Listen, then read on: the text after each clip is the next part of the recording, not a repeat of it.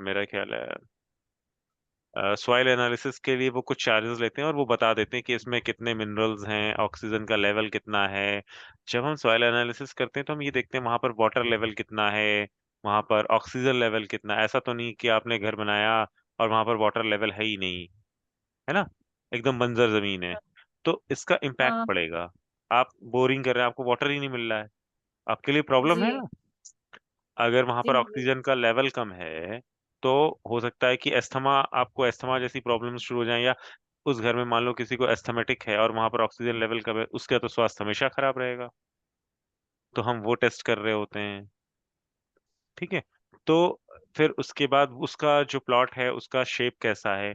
ऐसा तो नहीं आड़ा-तिरछा शेप है कि 10 फीट लंबा है और 50 फीट चौड़ा है या वो हुँ, कई कोने उसमें निकले हुए हैं, ट्रायंगुलर शेप में बना हुआ है, वो चीज़ें हम देखते हैं। फिर हम देखते हैं कि जो स्लोप है वो आउटसाइड प्लॉट कैसा है? जो हुँ। प्लॉट है उसके आस-पास जो है रोड्स हैं, नहीं हैं, टी जंक्शन तो नहीं बन रहा है। ऐसा तो नहीं है कि प्लॉट हाँ। में जो है कट्स हैं कि मतलब पूरा चौकोर नहीं, आधा चौकोर है, आधा कट है ना? हुँ, हुँ। उस प्लॉट के अंदर ऐसे ऑब्जेक्ट्स तो नहीं हैं जो जैसे हड्डियाँ हैं, आपने थोड़ी-सी खुदाई करी नहीं, उसके अंदर पता चला कि पुराने टाइम में वो कब्रिस्तान था, हड्डियाँ निकल रही हैं, साँप निकल रहा है। तो हम ये सारी एनालिसिस करते हैं। जी। मतलब जब हम देखो नॉर्मल वास्तु और एज़ अ वास्तु कंसल्टेंट जब आप डिटेल में जाते हैं, तब आपको समझ में आता है। ऐसे तो क्या होता है कि हम नॉर्मल 8 दिन का कोर्स कर लिया, 10 दिन का कोर्स कर लिया और हमने कहा, जी हमने तो वास्तु कर लिया, हमें तो पता है कि नॉर्थ में आपके यहाँ ये प्रॉब्लम है, जी नॉर्थ में ये। ऐसा नहीं है। हम बहुत डिटेल में करते हैं। हम एनालिसिस करते हैं सॉइल की, हम एनालिसिस करते हैं किस दिशा में वो घर पड़ रहा है, आपके हॉरोस्कोप में कौन-सी दिशा आपको सूट कर रही है, घर के आस-पास टी जंक्शन तो नहीं बनना, कट्स तो नहीं है, ये सारी चीज़ें आती हैं वास्तु के अंदर। टी जंक्शन मतलब अ, रोड? हाँ, मतलब रोड के जो जंक्शंस बनते हैं ना कि आपका डेड एंड पड़ रहा है, हुँ, तो इस तरीके की चीज़ें टी टी टी पॉइंट बनना है जिसे बेसिकली कहते हैं। अब जैसे हुँ, आप अगर देखें तो क्या होता है लोग देखते हैं कि जो सॉइल है जिस पर आपका घर बन रहा है ऐसा तो नहीं है कि वो अनफर्टाइल है, बैरन लैंड है।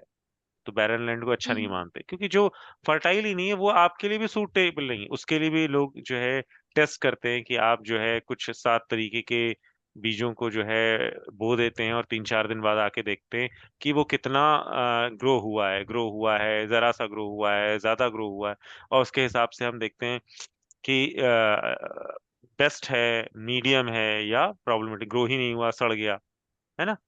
हुँ, ये देखते हैं।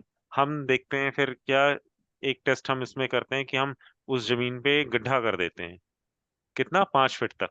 कुछ लोग 2 फीट और 1 फीट भी करते हैं और उसमें पानी भर देते हैं और 24 से 48 घंटे बाद आकर के देखते हैं कि उसमें पानी कितना गया सूखा। अगर पूरा पानी सूख गया इसका मतलब है कि वहाँ पर तो वाटर लेवल ही लो है। तो हम उस तरीके की लैंड को वो नहीं कर रहे होते हैं।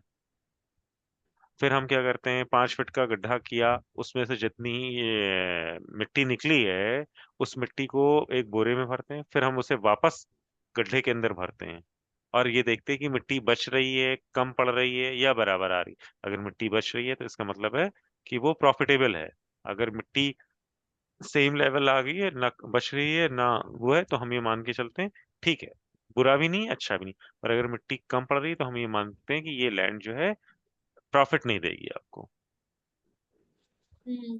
फिर इसके अलावा हम क्या देखते हैं कि हमने फिर गड्ढा किया और गड्ढे के अंदर जो है चौमुखी दीपक रखा नीचे और फिर उसे ऑब्जर्व किया कि कितनी देर तक टिक रहा है। क्या उससे क्या पता चलता है? उससे पता चलता है कि ऑक्सीजन का लेवल कितना है, क्योंकि ऑक्सीजन नहीं होगी तो क्या होगा वो बहुत तेज़ी से बुझ जाएगा। हुँ, तो आप ये समझो जो जब लोगों ने वास्तुशास्त्र का निर्माण किया या स्थापत्य कला का निर्माण किया, तो व्यक्ति के रहने के लिए जो भी चीज़ों की आवश्यकता थी, उन्होंने उन सारी चीजों का ध्यान दिया। उन्होंने सिर्फ ये नहीं देखा कि किचन यहाँ होनी चाहिए और बाथरूम वहां होना चाहिए। उन्होंने ये भी देखा कि एयर प्रॉपर है, वाटर प्रॉपर है, वो प्रॉफिटेबल है नहीं है, किस जगह पर है।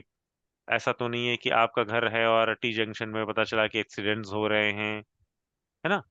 किसी हम्म, कब्रिस्तान के पास तो नहीं है, पता चला कि वहां की नेगेटिव वाइब्स जो है आपके घर को इम्पैक्ट कर रही हैं। आपका घर ऐसी जगह पे है जहां पर बहुत सारे पेड़ पौधे झाड़ झंखाड़ है ना? वो तो नहीं है। जी। तो पता चला कि ऐसा ना कि बहुत सारी कटीली झाड़ियों से आपका घर घिरा हुआ है, आंधी आएगी सारा आपके घर के अंदर आता रहेगा, आप परेशान होते रहेंगे। उतनी माइन्यूट लेवल पर उन्होंने चीजों को अंडरस्टैंड किया है। जैसे ये सारे देखिए अगर आपको मिलने को, तो ये हम मान के चल रहे हैं कि ये बैड ऑब्जेक्ट्स हैं। लाल हम्म, चींटियां, इस तरीके के कीड़े, यानी कि वहां पर इंसेक्ट्स हैं, आपके घर में आते रहेंगे और वो आपको परेशान करते रहेंगे। अब हम्म, क्या है, आपके आपने खुदाई करी या गड्ढा किया, आपको पुराने बर्तन मिल रहे हैं, बहुत पुराने बर्तन मिल रहे हैं, सोना मिल रहा है, चांदी मिल रहा है, रुपया मिल रहा है, पुराना घर बना हुआ है, गोमती चक्र मिल रहा है, टर्टल मिल रहे हैं। तो हम ये मान, या शंख है, मिनरल्स मिल रहे हैं, तो हम ये मान के चलते हैं कि ये क्या है, ऑस्पिशियस लैंड है, क्योंकि ऑलरेडी यहाँ पर अच्छी चीजें मिल रही हैं, ऐसी चीजें जो पॉजिटिव वाइब्स हैं, राइट? तो ये जी। लैंड कैसा है, ऑस्पिशियस लैंड है। जी। हमने इस पे तो बात कर ही ली। अच्छा, कई तरीके की जमीनें, जैसे रेड रेड रेड है, वाइट है, हम्म, ब्राउन है, ब्लैक है, ठीक है? तो ये चारों पे हमने ऑलरेडी बात कर ली कि किस तरीके का किसको चाहिए। रेड है, आपको पता है कि अगर रेड है, लाल लाल रंग किसका, ऊर्जा का, जिसको बहुत ज्यादा एनर्जी की जरूरत है, कौन है? जो मान लो आर्मी में हो, पुलिस में हो, सेफ्टी एथलीट है। सर्विसेज में हो, हाँ। एथलीट वगैरह भी। हाँ, तो इस तरीके के लोगों को वाइट, शांत, सुंदर, सुगंधित, जो मेडिटेशन कर रहा हम्म। हो, पूजा के काम में हो, शिक्षा के काम में हो। हाँ। ब्राउनिश, ये वैश्य लोगों के लिए, या जो बिजनेस माइंडेड पीपल हैं।